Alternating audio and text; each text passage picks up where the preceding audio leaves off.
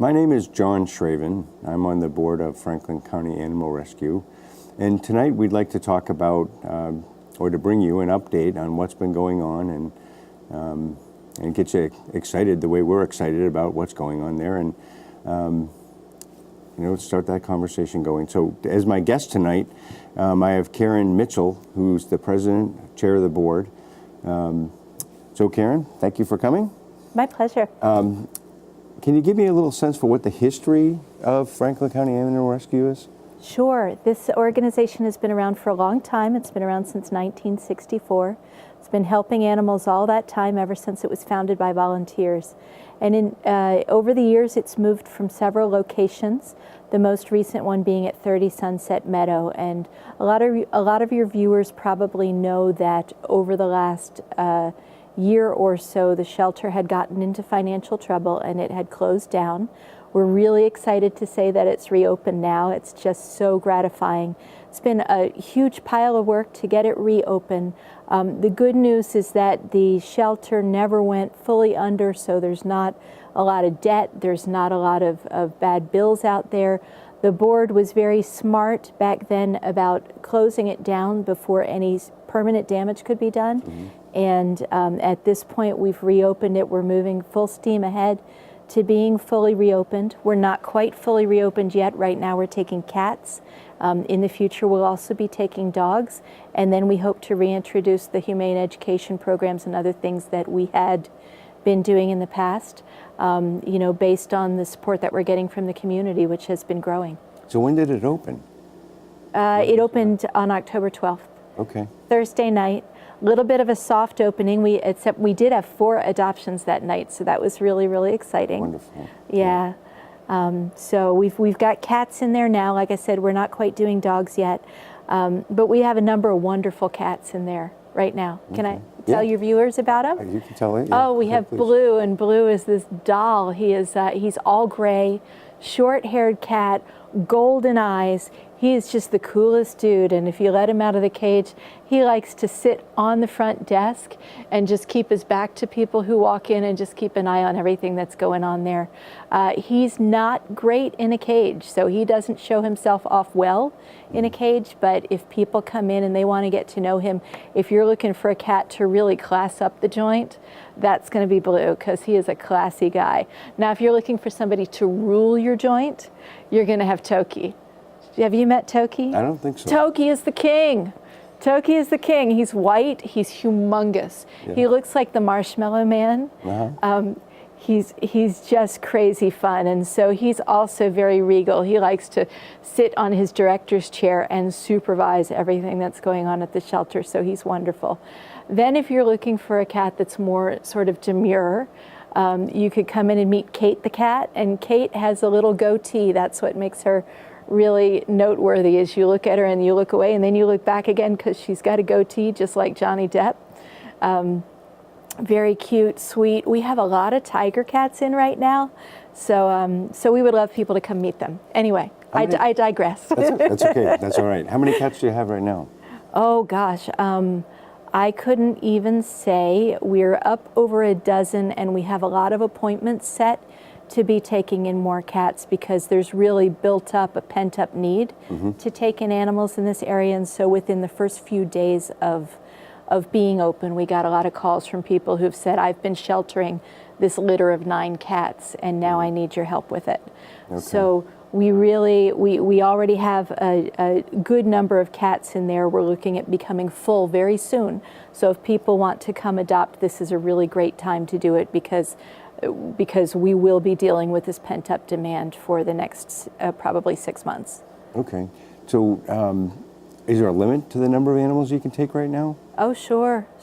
Okay. Yeah, so first of all, just physically, there's a limit to the number of cats that you can stuff into a shelter, right? But beyond that, we don't want the shelter to be overcrowded, and that is something that we've struggled with for many, many years, because we love cats, we want to take in and we want to help the community as much as possible, but at the same time, the more cats we have in there, the more overcrowded it gets, the more risk they are of they are at of disease spreading and of being unhealthy and unhappy. And that's not the kind of environment and life that we want for the cats either.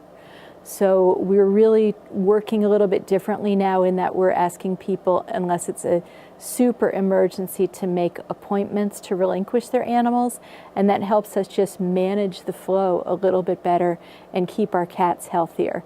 There are limits in terms of what the HVAC system in the building can actually handle in terms of bacterial load in the air. Cats are very susceptible to respiratory diseases when they're in a crowded environment. So that's a reason that there's limits on cats. I will say another limit on our animals and our services in general right now is just staffing. We opened very conservatively because we want to make sure that we never get into that financial place again where we would need to shut down. So we've been very conservative in terms of staffing. I'm really wanting to see us be able to grow and bring in a volunteer coordinator and social media person who's going to be able to advertise our cats and tell everybody about what we're doing, as well as help us with humane education. But right now, we're just working to get back there financially. So it sounds like it's really important that people show up and check out the new cats, because the flow of animals in and out has to keep moving.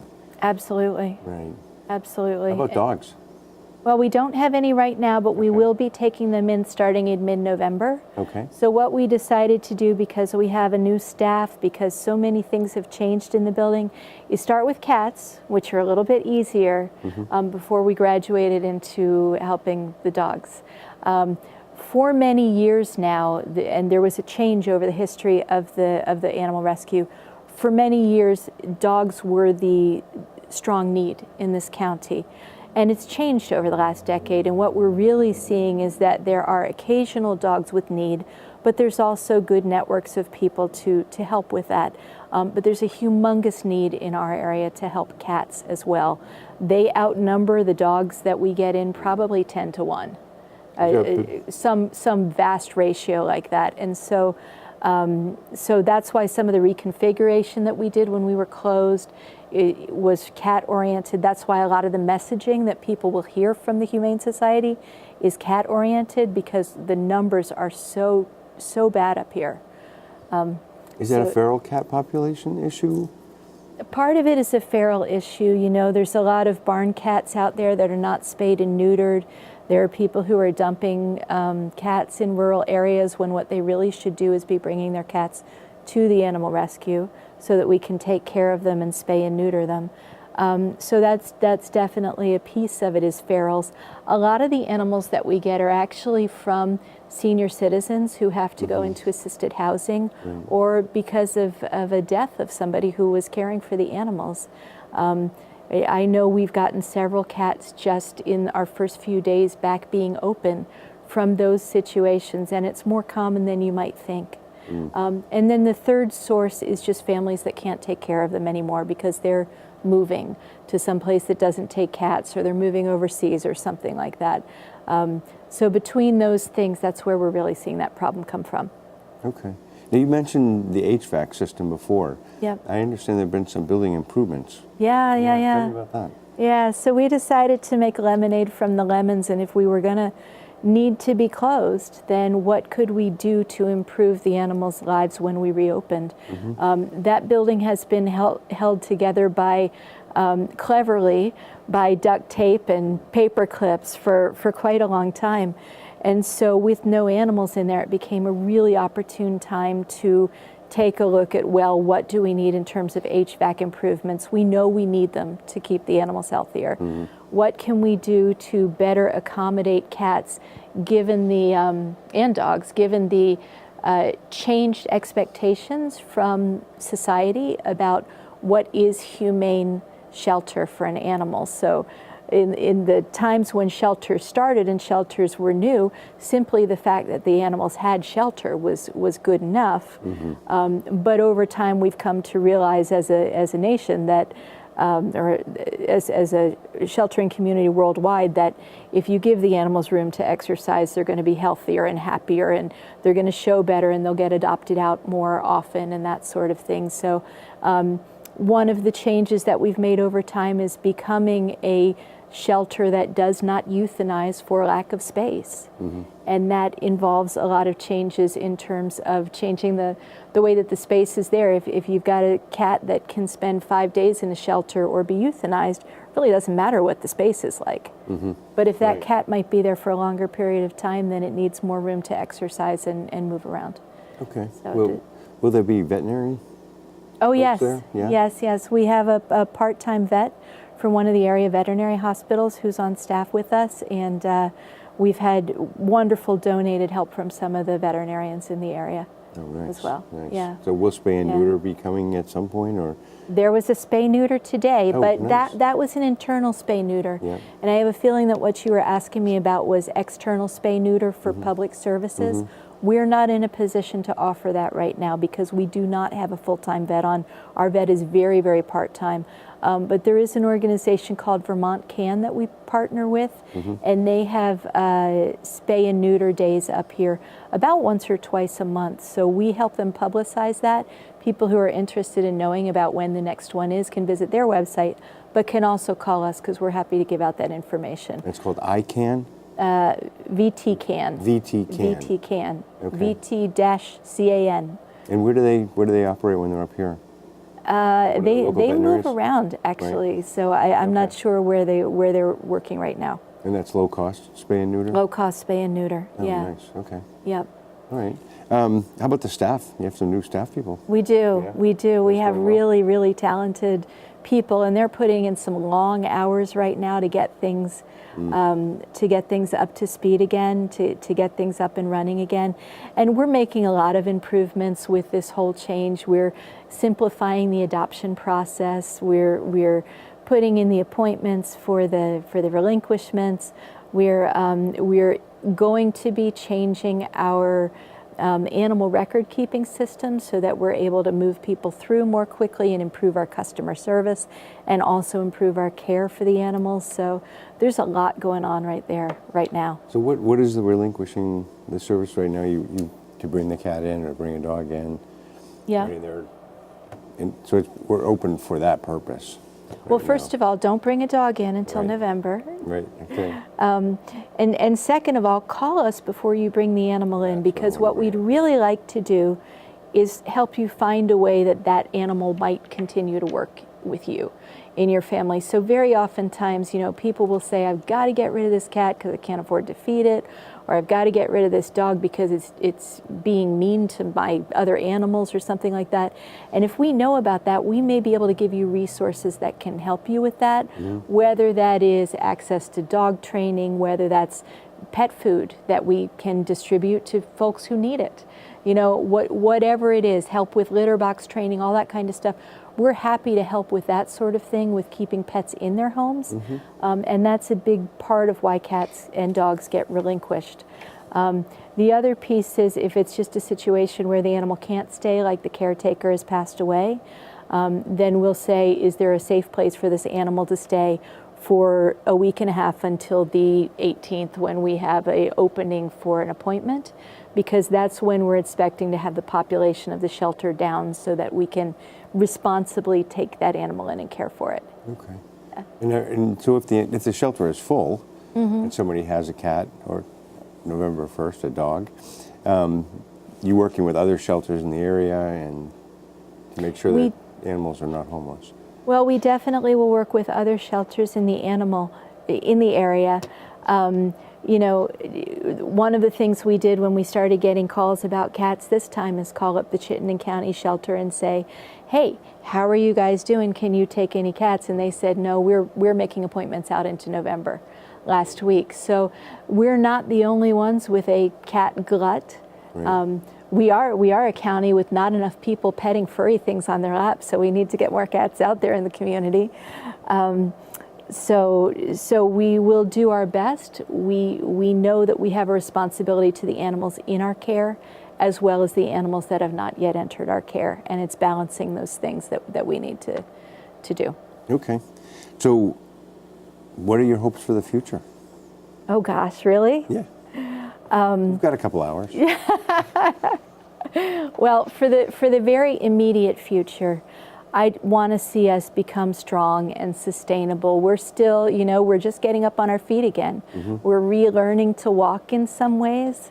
And then we need to relearn to run and really get to a place where we can aspire farther than that. So what I'd like to see us do over these next 3 or 4 months is really solidify how we're operating as an organization, the funding that's coming in from the community. I think a lot of people have been giving even while we were closed, which is wonderful and amazing. And thank you to the folks who have been doing that. It's so important. I think other folks have been standing back and saying, I'm not sure if I can trust this. This hurt that the shelter closed. I've given money before. I don't understand why it closed. And I can hear them saying that because I'm in the same boat. I wasn't involved when the shelter closed. I wrote afterwards and said, can I help? And I had given money to this shelter over the years. So it's kind of like this betrayal of how can this be? And for those folks, I'd really like to see them come on board now and come down to the shelter and take a look at what we're doing, or come to our annual meeting, which is happening on November 5th, and learn about what we're doing and get back involved, and don't wait any longer to jump back in, because this community, this shelter needs everybody in the community to support it. We're not getting state funding. We're not getting funding from national organizations. This is a community organization. And if we want our cats and dogs to be taken care of this way, that's on us. And that's every town in Franklin County. Franklin County, Grand Isle, and we serve a heck of a lot of Chittenden County too. So that's on all of us as a community to be able to support that. Now, you asked me for goals and aspirations, basically, and I'm going to give you some of the longer term stuff that I'd like to see us do. I'd love to see us broaching a larger conversation with towns, with the people in the communities, with the schools, with everybody about what does a humane community look like. Not just for animals, but for the people in it. Humane means no bullying. Humane means, to me, kindness and treating people with respect and that sort of thing. It's not separate how we treat animals. There's a direct link how we treat animals and how we treat people. So I'd love to see us as a community launching into that conversation of what is a humane community and how do we get there. And in some ways we're there already. I don't mean to imply that there isn't a huge amount of good stuff going on here, but we can always get better with that. Another thing that I personally would love to see, I would love to see the day when we can physically expand the shelter so that we can serve more of the needs of this county and this area, so that we can take in more cats, so that we can host a spay-neuter clinic for the public, which was the dream that led to getting the space up at 141 Fairfax, which was 2 years ago. The organization invested in a new building, and it was a second building, and the goal was to put a spay-neuter clinic up there and to keep cats up there, keep dogs at the current location. And it just didn't work. It was in the end a fairly typical case of we want to expand and we set our sights too high and we didn't quite reach the goal that we had set, and we needed to rejigger. We needed to go back to the core. And that I know so many business people that has happened to. It can happen to nonprofits too, and that's what happened. What's the status of that now, of that building? Yeah, so we're selling that building because one of the hard realizations was we couldn't afford to keep up 2 buildings. And the new building was beautiful and very snazzy, but it was also not an appropriate place for dogs at all. And so that rumor that started in the community, which is wrong, that we're not going to be handling dogs, came from the fact that that building was not set up for dogs. Oh, I and see. as soon as it became a choice of one building or the other building, it was obvious that we needed to go back to 30 Sunset Meadow, because there we could take dogs and cats, which is the need of the community. Okay. So that building at 141, it had a sale offer on it for a couple months. That did not go through. It's got another offer that we're negotiating right now. I invite your viewers, if they're in the market for a highly visible commercial property, to go ahead and call up Remax on Kingman Street, because they're the ones that are handling marketing that for us, and we do expect to have that sold by the end of the year. Okay, great. So I understand you've got a couple of events coming up too. Oh goodness, do we? Yeah. We have the annual meeting. Calcutta. You missed the Calcutta, John. How did it go? Oh my God, it was amazing. Yeah. Oh my God, it was great. I wish you could have been there. Yeah. It was full. The room was full of people who were all hoping to win the money and support the animals, and there was a really cutthroat silent auction. That's what I was wondering. And I'm really hoping that I won that vacuum, but I don't know yet. So it was really good. We raised probably $10,000. We don't have the full figure in yet, and so that was great. That was this past weekend. And then November 5th is our annual meeting. And so our annual meeting is typically held in September, but this year we put it off because we weren't open in September. Right. At the annual meeting, well, let's see, that will be in the Masonic Hall. Okay. It'll be from 3 to 5 on November 5th. And we will be electing the board of directors. We will be talking about what the vision is for the future going forward, and going over some of the things that we have accomplished in more detail, as well as talking about the financials and how we're going to stay out of trouble and how we're going to move forward, and finding out what the community's dreams are for the animal rescue as well. Now, you may have already said this, but what day of the week is that? That's a Sunday. On a Sunday? Yep. Okay. Yep. And that's open to the public? Oh, Encouraged yeah. to the public? Yes. We hope everyone shows up? Please come. We'll feed you. Okay. Refreshments. Right. Nothing fancy. All right. What else can we talk about? What am I missing in terms of what's going on? And other than we want people to come to the shelter and look at those cats. Yeah, we want you to come to the shelter. We want you to open up your house to a cat or 2 cats. There's new paints. You know, there's a lot of things New that's fresh and paint, clean. yeah. It's Even been if you're not going to cleaned drop up. anything off, it's nice to Yeah. come down and just say hello. Yeah, we didn't do anything too fancy there, I have to say. You know, we would have loved to replace the floor, but we're being very cautious and conservative. So it was just kind of like, what can we do that's cheap, that's really going to improve things for the animals or the people or both? So that's where we're headed. It's a really exciting time for the animal rescue right now, and it's really a treat to be involved. There are, you know, your viewers would probably want to know there are a lot of ways to get involved, and they don't all involve being at the shelter. So when people think of volunteering for the Humane Society, they think, well, I'll go down and I'll walk dogs, and there aren't any dogs down there right now to walk. And there's a lot of folks that you know are interested in doing something for the shelter. You can coordinate an event in your community to raise money, like a garage sale or a bottle drive, or you know, anything that makes you happy to do it. Do a walkathon, do your own personal walkathon with your dog, and the both of you guys can raise money for the Humane Society. So that's one way to get involved. Another way to get involved is just watch our website for events like the upcoming annual meeting, like there'll be a cat show that comes up that we'll be at in the future. We do tabling at various events. People can get involved in doing that kind of outreach, so they can contact us about that. People can volunteer just in all sorts of ways. You can volunteer to show up and drop off food at the shelter, and we like that too. So, are there any particular needs the shelter has right now in terms of food or any of those things? Anything you can think of that's a physical thing as opposed to time and raising funds? Yeah, I mean, we can always use food. We can always use litter. We can pretty much always use rags. We are going towards more specialized cleaning products, so we need those less than we have in the past. Okay. Just because they're better for the animals, the products that we're buying. But what we really need is the funding.